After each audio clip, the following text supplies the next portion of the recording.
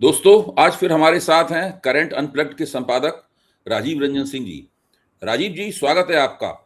आज हम एक ऐसे विषय पर चर्चा करना चाहते हैं जो जिसके बारे में जानकारियों की भी कमी है और राजनीतिक उखाड़ पछाड़ के चक्कर में उसके ऊपर उतना प्रकाश भी नहीं पड़ पाया है, लेकिन वो बहुत महत्वपूर्ण है। एक तरफ तो हमारे प्रधानमंत्री कहते हैं कि लोग सोना न खरीदें, अफवाहें उड़ती हैं कि उन्होंने सोना बेच दिया और वो अफवाह ब्लूमबर्ग जैसी एक बड़ी वायर सर्विस की खबर से निकलती है। रिजर्व बैंक उसका खंडन करता है, बाद में ब्लूमबर्ग उस खबर को वापस भी ले लेता है। तो ये सब चल रहा है। इसी में भारत के अंदर एक बड़ा विस्फोट होता है।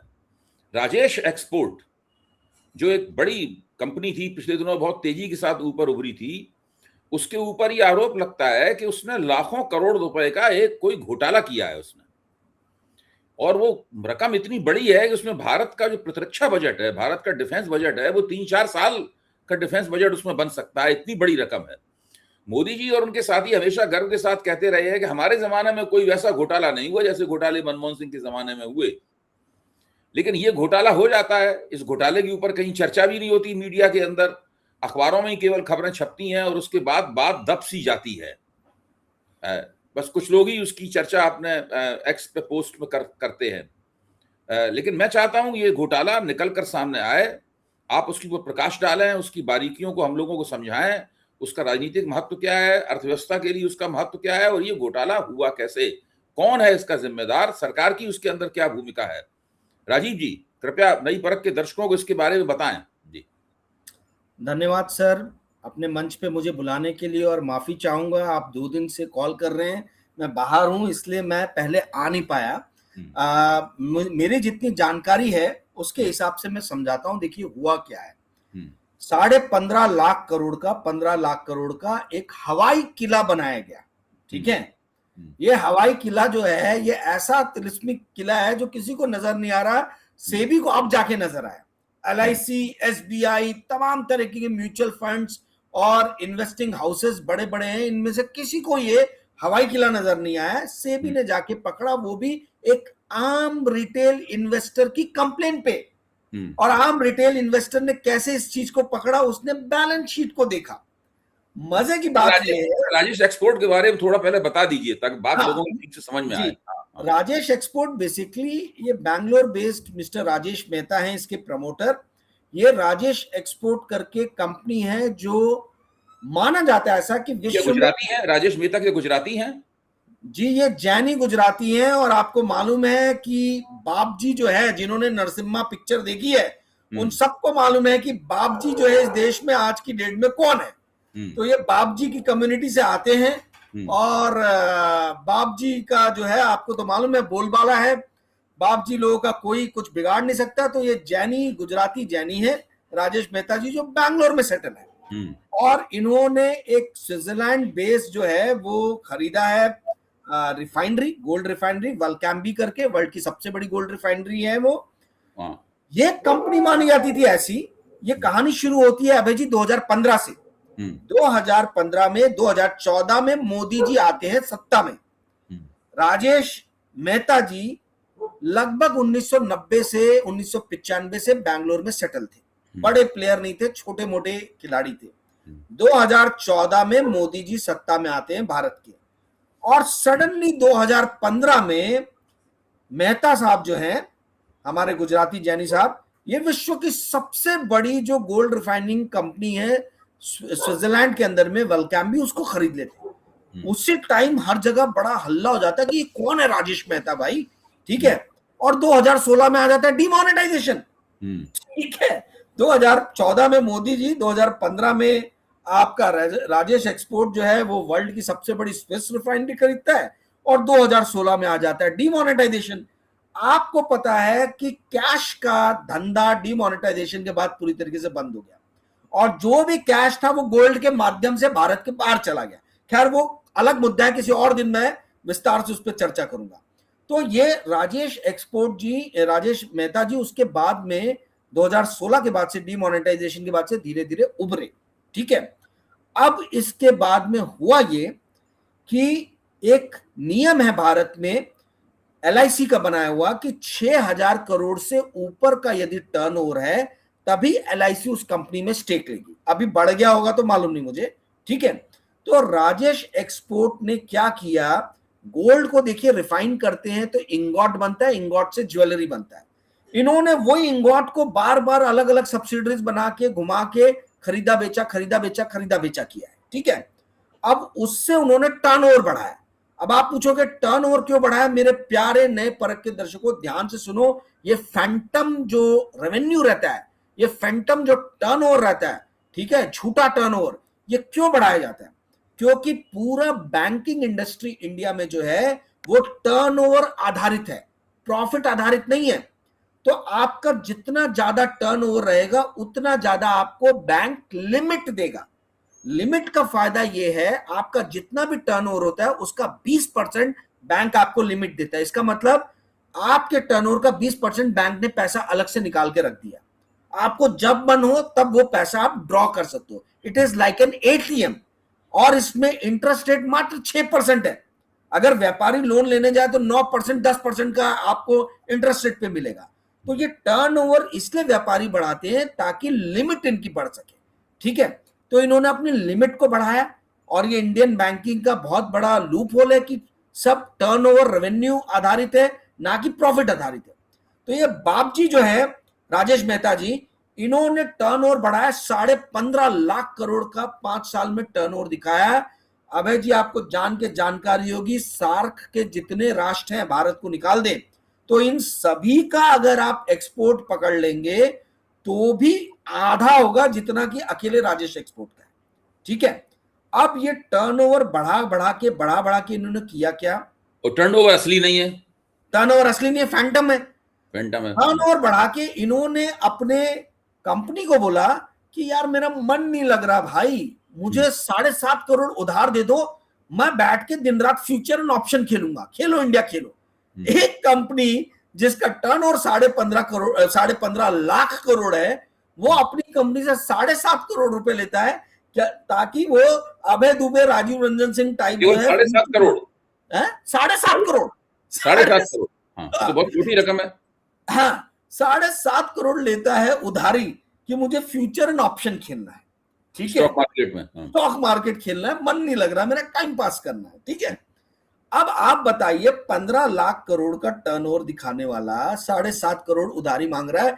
ये तो यही हो गया कि बाजू के शंभू काका की परचून की दुकान जो है वो पूरे भारत को जो है ग्रोसरी प्रोवाइड कर रही है, ये वो वैसी वाली बात हो गई।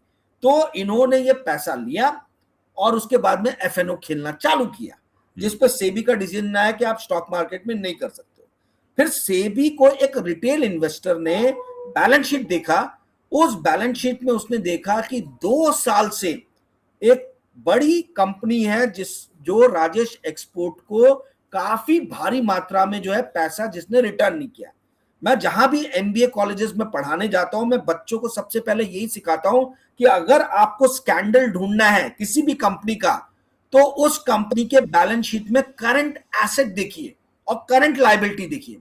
करंट एसेट का एक पार्ट रहता है ट्रेड रिसीवेबल, यानी आपने जिसको भी माल बेचा है उससे पैसा लेना जो बाकी है। तो एक कंपनी, कई कंपनी से दिख रहा था कि राजेश एक्सपोर्ट का ट्रेड रिसीवेबल बढ़ता जा रहा है, काफी लाखों करोड़ में हो गया है। तो उसने कंप्लेन किया सेबी को कि भाई ये क्या पंगा है, इतना 15 लाख करोड़ का इनका टर्नओवर 5 साल में दिखा रहे हैं और ट्रेड रिसीवेबल भी बढ़ रहा है। तो सेबी ने इंक्वायरी किया तो इन्होंने बोला कि हमारी जो स्विट्जरलैंड वाली वेलकैम्बी रिफाइनरी जो है, ये जो है वहां पे टर्नओवर बेसिकली हो रहा है। तो बोला आप डाटा प्रोवाइड करो, तो बोलते कि नहीं वहां कुत्ता खा गया बैलेंस शीट। बोले अच्छा तो ये पेन ड्राइव दे दो, तो पेन ड्राइव में वायरस लग गया, खराब हो गया, हम नहीं दे सकते। तो ये बहाने मार के ये कर दिया। तो फिर सेबी ने बोला कि अच्छा इनका करंट लायबिलिटी भी देखो और करंट एसेट देखो। तो करंट एसेट में कि अफ्रीका में इन्होंने गोल्ड माइन खरीदी है। तो सेबी ने बोला अच्छा चलो गोल्ड माइन की वैल्यूएशन रिपोर्ट दे दो, हजारों करोड़ में तुमने गोल्ड माइन खरीदा, कहां खरीदा, कितने में खरीदा, किस पार्टी से खरीदा। तो बोला कि जी वो तो दीमक लग गया, हमने कागज जो रखे थे, कागज जो है वो कुत्ता खा गया, बिल्ली खा गया, ये हो गया, ये करके कागज प्रोवाइड ही नहीं किए, ठीक है। तो सेबी ने एक्स पार्टी डिसीजन निकाला है कि भाई हम आपसे डॉक्यूमेंट्स मांग रहे हैं, आप कोई भी डॉक्यूमेंट नहीं प्रोवाइड करो। एक्स पार्टी का मतलब ये है कि आप किसी भी तरीके से इन्वेस्टिगेटिव एजेंसी को के साथ कॉपरेट नहीं कर रहे और इन्वेस्टिगेटिव एजेंसी जो है अपने दम पे इन्वेस्टिगेट कर रही है। अब सेबी के पास में भी एक्सपर्टाइज की शायद कमी है। उन्होंने national financial reporting authority NFRA, जो इंडिया का एकदम पीक एपेक्स बॉडी है जो इस तरीके की फॉरेंसिक ऑडिटिंग के काम करता है, उसके हवाले आगे केस कर दिया है। परंतु जब राजेश एक्सपोर्ट से पूछा गया कि भाई साहब सेबी ने आपसे जानकारी मांगी, आपने दिया नहीं और इतना बड़ा एक्सपर्टी डिसीजन आया, तो आपको पता है राजेश एक्सपोर्ट ने क्या कहा? बोले साहब वो कम्युनिकेशन गैप हो गया है, वो अफ्रीका में अफ्रीकी लैंग्वेज में डॉक्यूमेंट आया, सेबी वाले पढ़ नहीं पाए, इस टाइप का कुछ कम्युनिकेशन गैप का बना दिया। मतलब इतना फर्जीवाड़ा, इतना हंसने वाला जो है मैंने केस आज तक नहीं देखा। 15.5 लाख करोड़ का टर्नओवर करने वाली कंपनी जो है उसका मार्केट कैप मात्र 3,000 करोड़ है। 3,000 करोड़, यानी मार्केट के सभी बड़े धुरंधर खिलाड़ियों को मालूम था कि ये बहुत बड़े जो हैं ये स्कैंडलर हैं, ये साइफनिंग ऑफ कर रहे हैं पैसा, ये जो है बहुत बड़े धुरंधर हैं गलत काम करने के। उसके बाद भी LIC, SBI म्यूचुअल फंड, ये किसके दिशा निर्देशों पे इस कंपनी के अंदर में स्टेक ले रहे थे? सिर्फ और सिर्फ बाप जी लोग जो हैं उन्हीं को इस तरीके का जो है ये सहूलियत है और किसी को ये सहूलियत मिल नहीं सकती है भाई जी। तो इसका मतलब ये हुआ कि सत्ता में जो बापजी लोग बैठे हुए हैं, अगर इन बापजी लोगों का सहयोग नहीं होता तो एक जो मामूली खिलाड़ी था राजेश मेहता, राजेश मेहता, वो इतना बड़ा खिलाड़ी नहीं बनता और फर्जी टर्नओवर बढ़ाकर बैंकों से एक लंबी चौड़ी उसने लिमिट ली होगी। आपने बताया कि जो टर्नओवर होता है उसका 20% की लिमिट ले लेते हैं, जिसका 15.5 लाख करोड़ का टर्नओवर है, उसकी लिमिट कितनी हुई होगी? मेरे ख्याल से ये 20% लिमिट ले ली उसने और उसके बाद वो एक छोटी सी रकम निकालकर स्टॉक मार्केट में फ्यूचर एंड ऑप्शन खेलने लगा। तो ये उसकी गलती थी, इसी गलती के कारण पकड़ा गया। अगर फ्यूचर एंड ऑप्शन नहीं खेलता तो नहीं पकड़ा जाता या देर में पकड़ा जाता?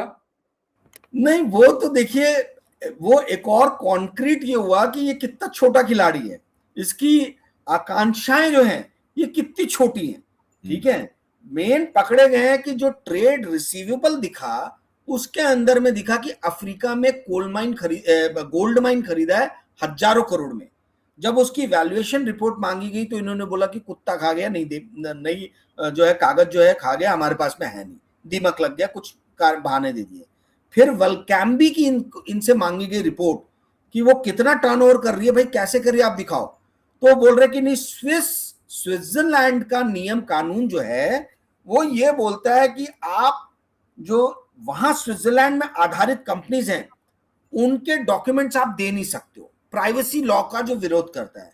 परंतु इंटरनेशनल लॉ ये है, ये मैंडेटरी है कि आप जिस देश में आधारित कंपनी हो उस देश के नियम कानून आपको फॉलो करने। आप सेबी को या भारत सरकार को स्विट्जरलैंड के कानून का हवाला देके आप मुंह मोड़ नहीं सकते हो। तो ये जो 7.5 करोड़ वाली आपने बात बताई, इससे अभय जी ये नजर आता है कि राजेश एक्सपोर्ट चला कोई और रहा है। ये आदमी की आकांक्षाएं इतनी छोटी है कि 7.5 करोड़ में ये कुछ है, फ्यूचर ऑप्शन करके थोड़ा बहुत पैसा से जो है खेल के, ठीक है, अपना टाइम पास कर रहा है। और इतना बड़ा देखिए 5 साल का टर्न हो रहा है और 15-15.5 लाख करोड़, तो मैं ऑन एन एवरेज एक साल भी पकड़ूं तो 3 लाख करोड़ आता है। अब 3 लाख करोड़ का टर्नओवर करने वाली कंपनी का मार्केट कैप 3,000 करोड़ कैसे होगा?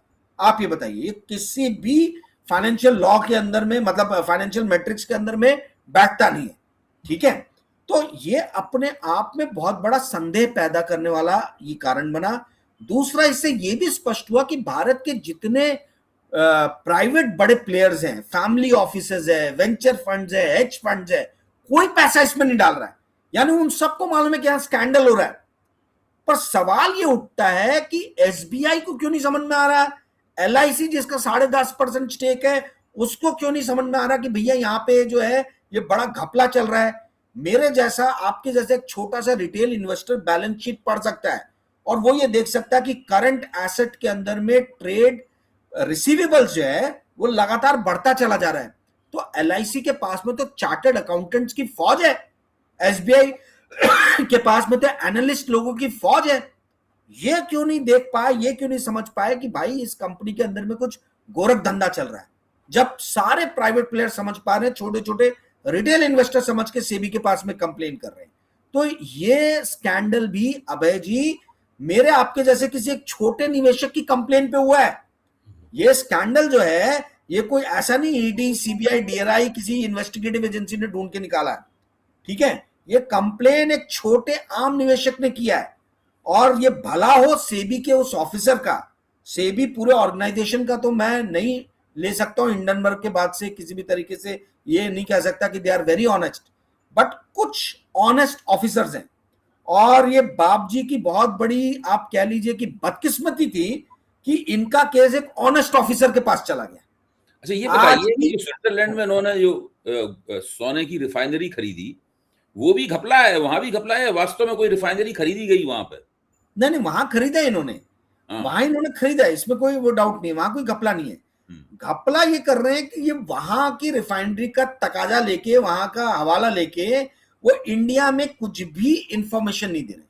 तो मनी लॉन्ड्रिंग हवाला का तो आप ये समझ लीजिए कि ये मतलब इससे बड़ा कोई और रैकेट स्कैंडल जो है मेरे नजर में तो अभी तक आया नहीं कि 15 लाख करोड़ के हीरे जवाहरात सोना आ गया, इंपोर्ट कर लिया, पैसे चले गए और पता चल रहा है कि भाई कुछ आया नहीं।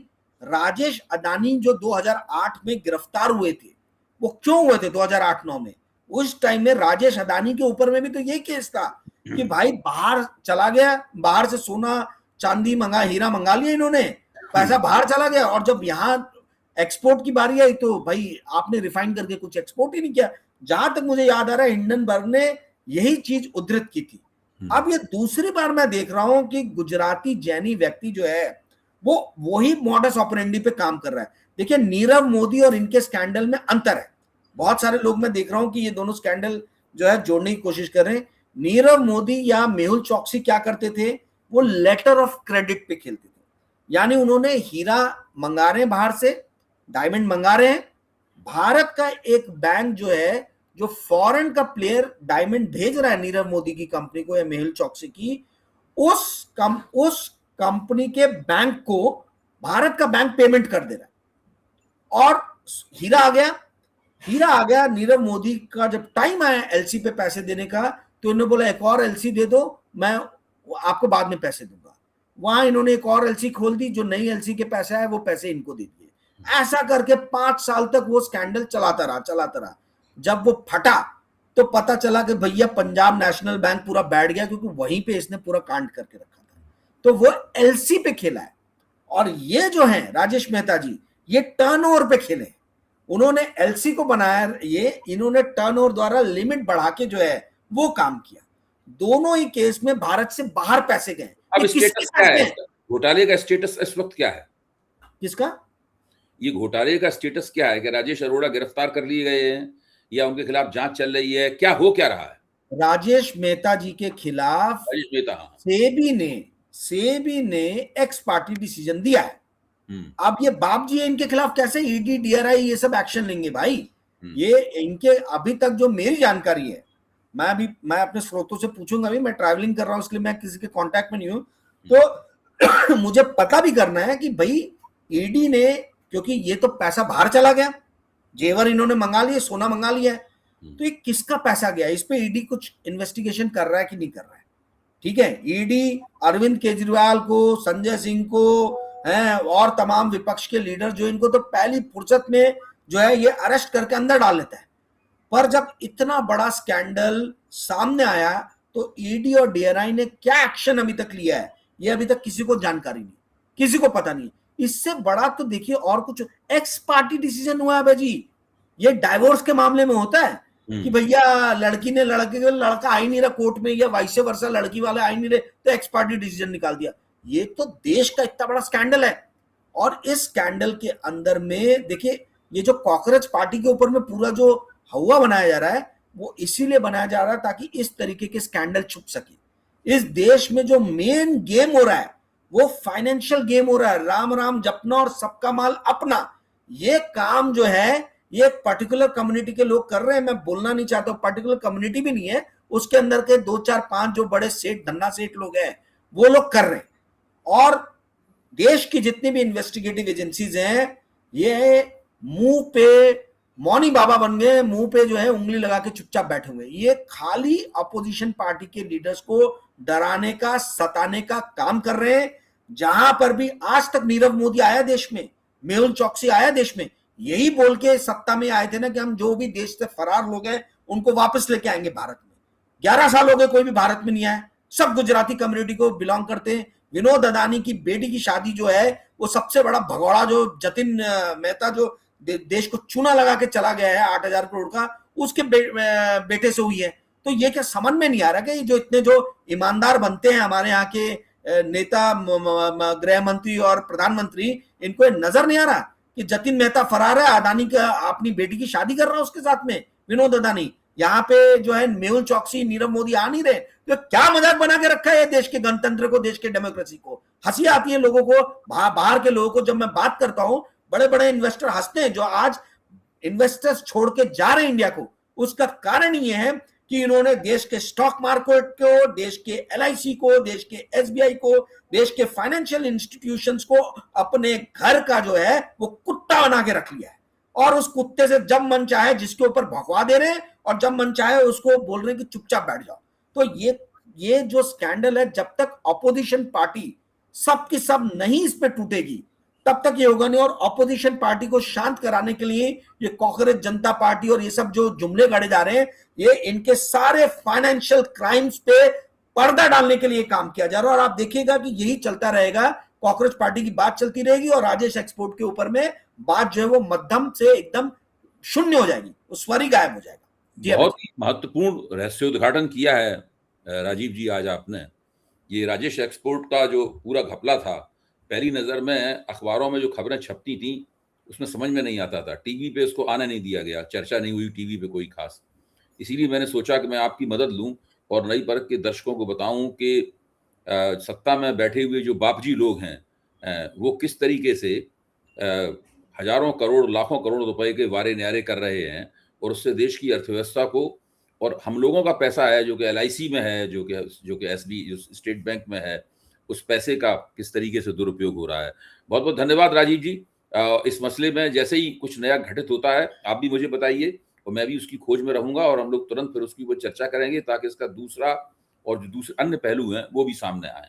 इस सरकार कितना भी दबाने की कोशिश करे, लेकिन नई परख के मंच पर हम इसका रहस्योद्घाटन जारी रखेंगे।